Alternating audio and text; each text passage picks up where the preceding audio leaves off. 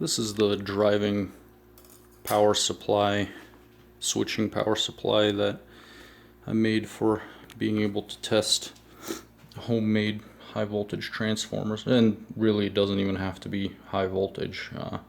This thing can test whatever transformers you want.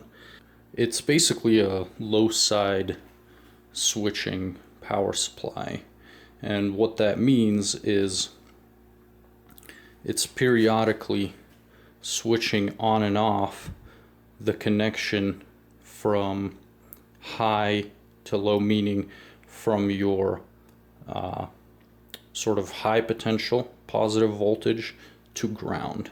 So at whatever frequency is chosen, it will switch the connection and dump the positive voltage to ground. And for a transformer, that's really useful because you can keep your primary side over here hooked up to your positive lead, which is basically in the normal non-switching on configuration. This part of the circuit is always live, so this is just going to be held at, you know, whatever voltage you set on your DC power supply. So if you set it to 3 volts, then there will be 3 volts fed across this primary, and it's just always energized. And the trick is now you feed the other side. So here's the 3 volt connection. You feed the other side of the primary connection to your MOSFET, and the MOSFET will, at a given frequency, switch,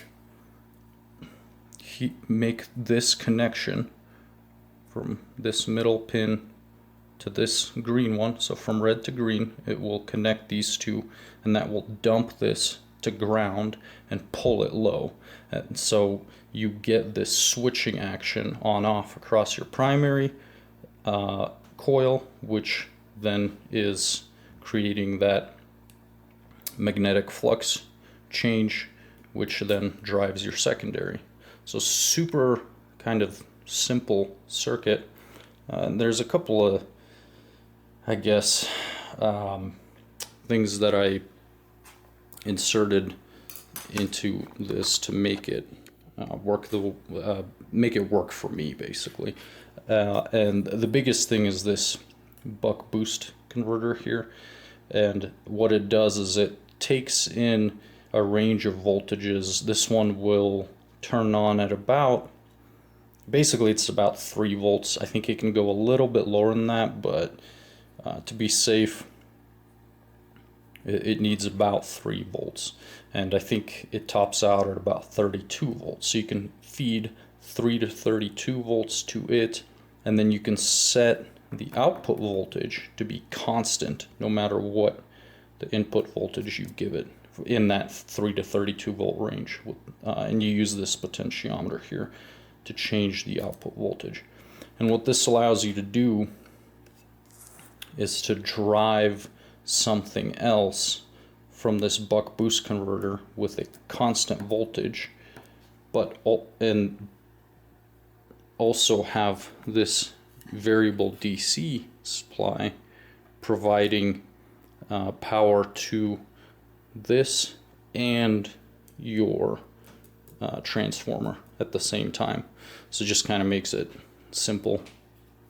And the other I guess core part of this circuit is this PWM frequency controller, and what it allows you to do is control both the duty and the frequency of the signal, which then you feed to your MOSFET gate, which drives the MOSFET on and off at the supplied parameters. So this circuit is really, really great for testing out transformers. And I actually got the idea, inspiration, whatever you want to call it, from the plasma channel, because he was making some gnarly transformers and wanted to drive them and test them out with varying frequencies and duty cycles, because this allows you to basically tune the to figure out where the resonance is of the transformer and sort of optimal operation for it. And so you don't have to commit to making a permanent driving circuit like a zero voltage switching circuit or anything like that before you've actually figured out what frequency and parameters you want your transformer operating at. And here I have a little test stand to show how this thing operates. So what we'll do is we'll start relatively low. So at 3 volts, this is pretty much the minimum. And this thing is set to 18 kilohertz, 40% duty cycle. And right now, you know, it's not striking an arc quite yet because it's too far apart.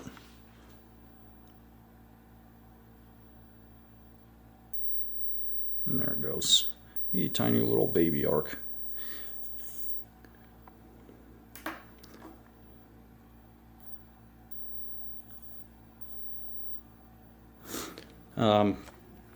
Yeah, and you can actually make this sort of a bit safer if you have a DC supply that allows you to limit the amperage at any given voltage setting. This actually allows you to do both. You can either limit on the amperage side or limit on the voltage side.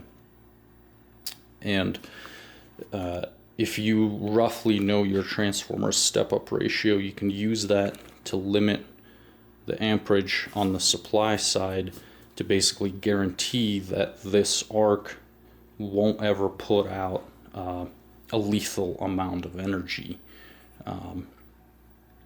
Which, for if you're just testing things, that's a good thing to do, because if you make a dumb mistake, you won't pay for it super dearly. Might just hurt a little bit, but whatever. It's not a big deal. Better than dying. So yeah, that's another advantage of this, is you can operate it very safely if you so choose. So just kind of going over what's happening here and how this can be used to figure out where you want to operate, what voltages and frequencies and duty cycles you want to operate your transformer at. Basically, I've got channel 4 here in green. That's the voltage across the primary, and then channel 3 in purple is the signal generator voltage and waveform. Super messy right now because of the noise from the primary. So I can run it, capture the waveform. Here's kind of what it looks like. Maybe we can zoom in on the green a little bit. I'm going to get rid of this guy for now. So we just have the voltage across the primary. We're at like 10 volts per division, so it spikes up to, I don't know, peak to peak, almost 30 volts, let's say. The point is to look at this peak to peak value, and now you can start turning up and down, sort of scanning the frequency range. See, now it's the peak to peak is starting to drop as frequency goes up. So we're farther away from the kind of optimal frequency point of this transformer. Now as I go back down, it starts growing again. So we're getting closer. It's growing, and somewhere around close to here. So this is about 18 kilohertz, and it can actually even get better, slightly lower, but then it gets this kind of high frequency sound to it, which is unpleasant. And it's best to operate slightly away from resonance anyway, or so I hear, because then you have less chance of hitting some anomalous large voltages and it blowing up your circuit. And so for this one, I chose 18 kilohertz. This keeps the noise minimal, and it's fairly away from the resonance frequency, which is somewhere around 12 kilohertz. And you can also mess with the duty cycle, right? So turning it up from 40%, you get even higher voltages. This is about 60. So at about 60% duty cycle, it looks like we get a nice maximum here. So this is about 40 volts peak to peak. If I stop it here, you can see nice sharp spikes. And if I turn on what the signal looks like, it's probably going to be pretty messy. Yeah. But yeah, I mean, let's see if I can zoom into it. If I turn off the voltage from the primary, here we go. Oh, no, don't want that. So this part of it is the intended part of the signal. All this other stuff is ringing from the circuit. So this is kind of what we're looking at for reference. And this part, so if we keep running it, will get wider and thinner as we turn up and down the duty cycle. So if I turn it way down to 10% and I stop it, see it's tiny now. So the on percentage, the on time of the signal is much lower. And the idea here, and then if I turn it up to, let's see, 95 is way too much. 60%. We have that nice broad peak again, sort of square wave as it should be. And so what this is indicative of is how basically this peak length, I guess you could call it, how long it's staying up here in this tabletop region is how long your MOSFET is going to be in the switched on regime versus the switched off regime. So if you make this peak too short, it could be that it's not enough time for it to stay on to dump the primary to ground, and so you won't get as big of a magnetic kick in the transformer. And if you keep it on too long, then you're basically just shorting out your primary to ground, and you're wasting energy. So that's kind of how you can play with those parameters, and the goal is to maximize your return, which for this application, for the transformer, turns into maximizing my voltage in green here, the peak to peak voltage across my primary, because that directly translates to my voltage output on the secondary, so I get a high voltage the more I go here.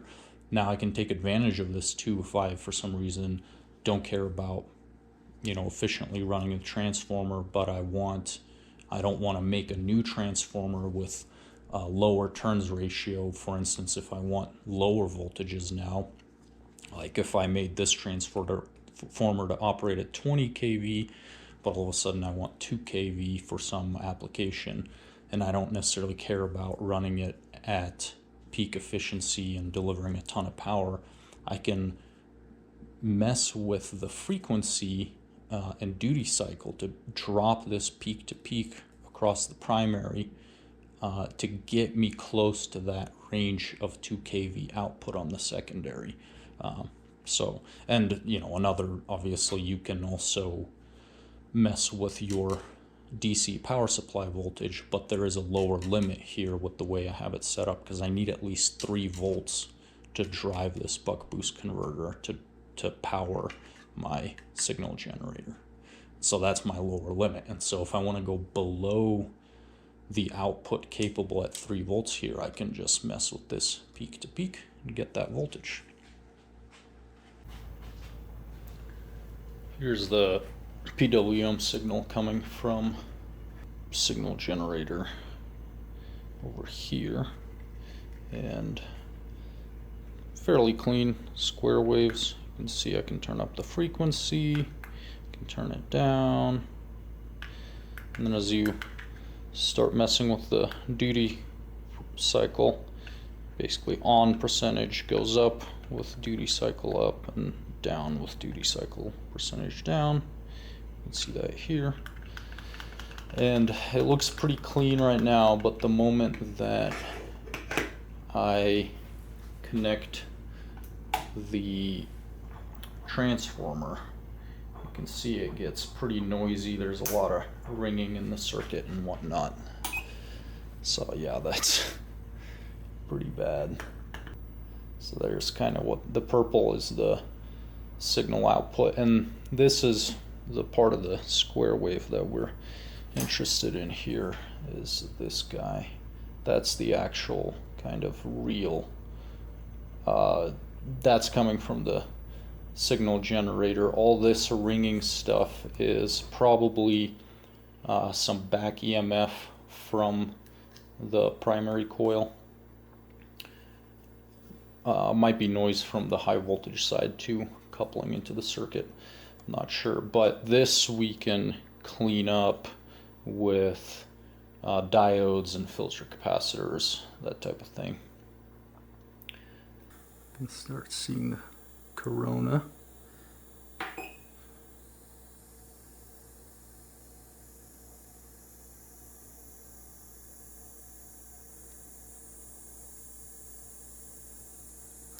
And now I can start messing with the duty cycle. Strikes an arc.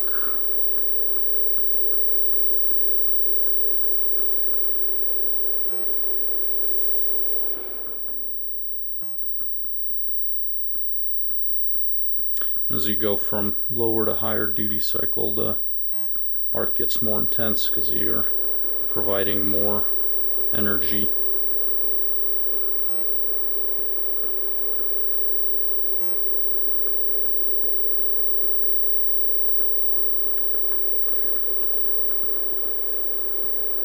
And I'm not really bothering. So here's the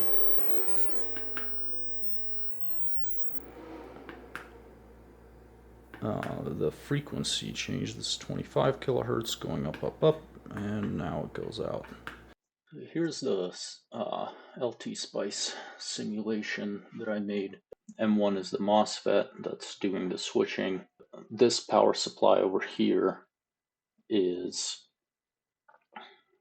mimicking my signal generator, so I can feed this, you know, time on, time off, mimicking basically the duty cycle. So this would be the signal generator side of the circuit, which controls the gate of the MOSFET to then switch the MOSFET on and off.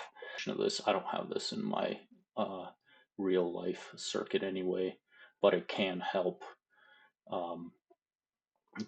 help discharge the gate essentially on the off swing of the pulse.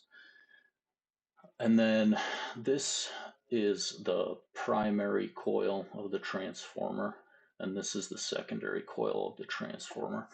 Don't pay attention to this stuff over here. This is a full bridge rectifier to get DC out. I was just playing with getting DC out of this and seeing what it would take. But this primary coil is what we can look at for voltages, just like we were looking at the oscilloscope.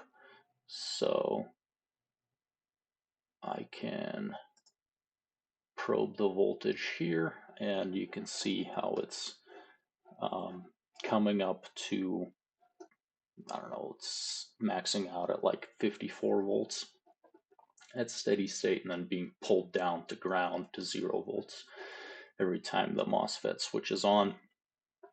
And this is the DC power supply that the primary coil is hooked up to.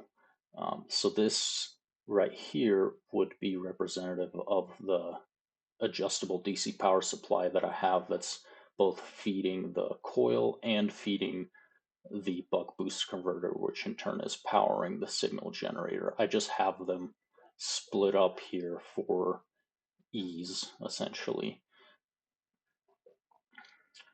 And yeah, it's and then you've got two filtering capacitors, one here and then one here in series with the resistor.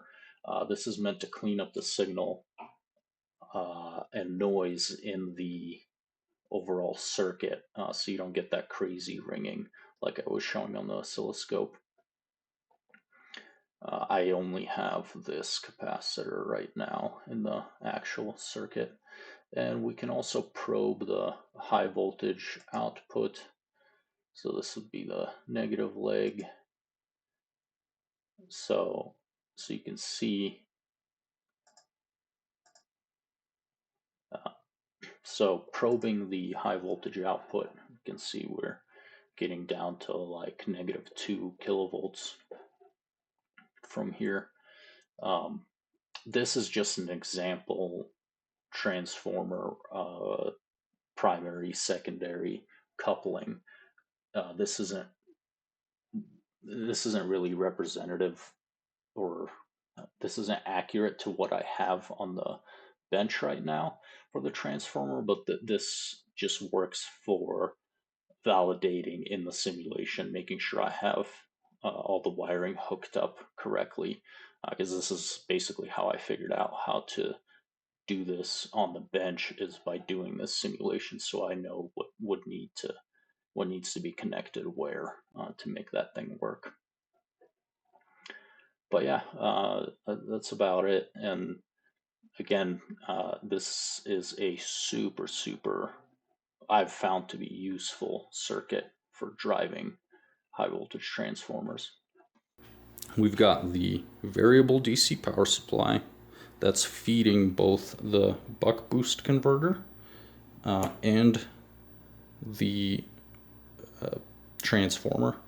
So the transformer and the buck boost see the same voltage that you choose from this variable DC power supply, and then the buck boost keeps a set voltage for the PWM controller, which controls the switching of the MOSFET here, and in turn the MOSFET is switching to low to dump the energy across the primary here, and that's what gets you the action of the switching magnetic flux to drive the secondary coil.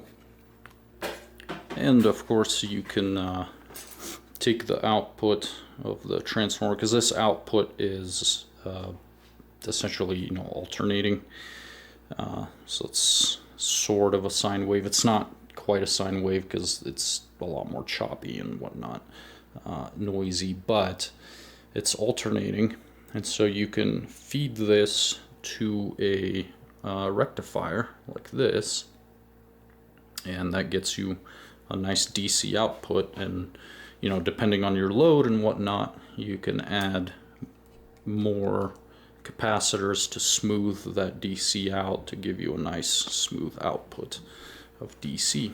So yeah, I mean, this is a super simple way to be able to drive high voltage transformers and test them out. This is by far kind of the easiest that I've found for myself. I'm not much of an electrical engineer type guy, so this was a boon for me, let's put it that way, without having to get into complicated circuits and whatnot. I don't even really know how to make a ZVS driver. I've bought a couple pre-made, but I'll probably have to start exploring that once I figure out the optimal transformer that I want to use for my applications.